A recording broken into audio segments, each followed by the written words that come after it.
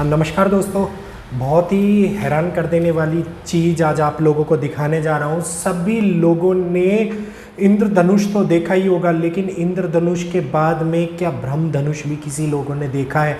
तो ब्रह्मधनुष जो आज बात कर रहे हैं हम उत्तराखंड की, उत्तराखंड के अंदर 24 जुलाई को 12:02 के ऊपर ये ब्रह्मधनुष पूरे उत्तराखंड के लोगों ने देखा और सामान्य नहीं माना जाता। इसको कहा जाता है कि कलयुग के अंदर ये बहुत तेजी से दिखाई दे रहा है, लेकिन वैसे ये सैकड़ों सालों में एक बार दिखाई दिया जा करता था। लेकिन आजकल जो गोलाकार सूर्य के चारों ओर जो एक रेनबो टाइप का बनता है उसको ब्रह्मधनुष कहा जाता है। और ये 360 डिग्री का पूरा एक गोला होता है जिसने सूर्य को चारों तरफ से घेरा हुआ होता है।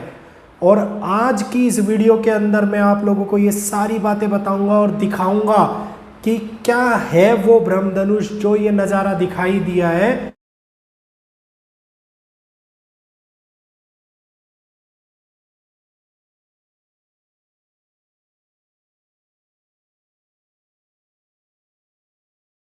अगर ये रेनबो जिसको इंद्रधनुष कहते हैं, अगर ये 180 डिग्री पे दिखाई देता है तो इसको इंद्रधनुष बोला जाता है।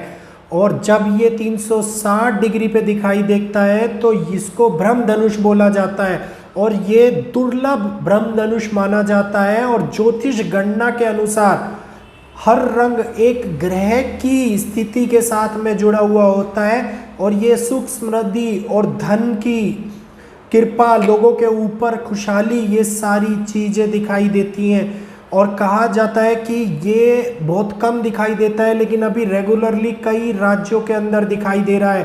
पूरे विश्व के ऊपर आने वाले समय के अंदर जो ये वैश्विक महामारी की स्थिति, प्रलय की स्थिति, संभावनाएं चल रही हैं, तो उसके बीच में कुछ ये स्थिति अच्छी लाने वाला है। ये उस चीज़ का संकेत है। महाभारत के योद्धा अगर वो कौरवों के साथ में युद्ध करते तो विदुर, जिनको सब लोग जानते हैं, तो पांडवों के साथ में अगर वो युद्ध करते तो पांडव जीत जाते, और कौरवों के साथ में युद्ध करते तो कौरव जीत जाते। और इस बात का ज्ञान श्री कृष्ण को पहले से ही था।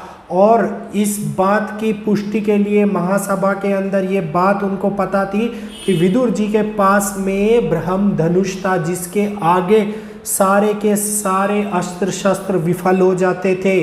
जब द्रौपदी जी का अपमान हुआ था और दुर्योधन और कौरवों और पांडवों की युद्ध तक की बात पहुंच गई थी, और इसको समझौता कराने के लिए जब श्री कृष्ण दुर्योधन के पास गए तो उन्होंने, दुर्योधन ने बोला कि आप हमारे को यहाँ पर, आप जो आए हैं यहाँ पे आए हैं, विश्राम कीजिए, हमारे पास रुकिए। और श्री कृष्ण ने उसके बाद में दुर्योधन की बात को खंडन करते हुए कहा कि आज मैं विदुर जी के पास में रहने चाहूँगा और उनके घर पे रुकूंगा।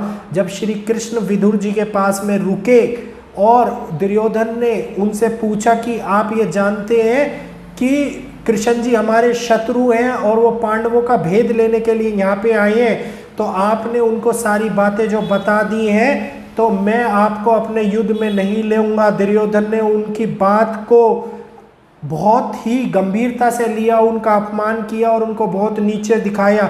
जब विदुर जी को ये बातें अच्छी नहीं लगी, अपना अपमान सहन नहीं किया, और उन्होंने महासभा में ही ये निर्णय कर लिया कि ये धनुष मैं तोड़ रहा हूँ, और उन्होंने वहीं धनुष तोड़ दिया।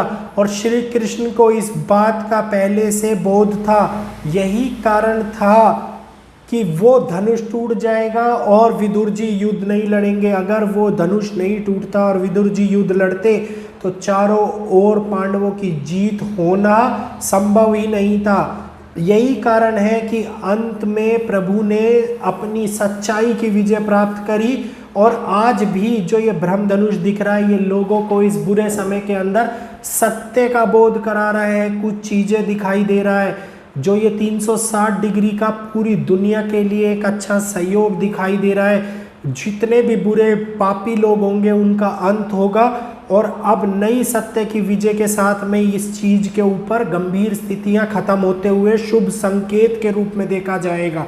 तो ये वीडियो आप लोगों को कैसी लगी दोस्तों, ये आप देखिएगा और बताइएगा और कमेंट करके जरूर इस अलौकिक रूप के दर्शन कीजिएगा। तो मिलते हैं आपसे फिर नई वीडियो के साथ में आपके अपने चैनल भारतीय ब्लॉगर पर।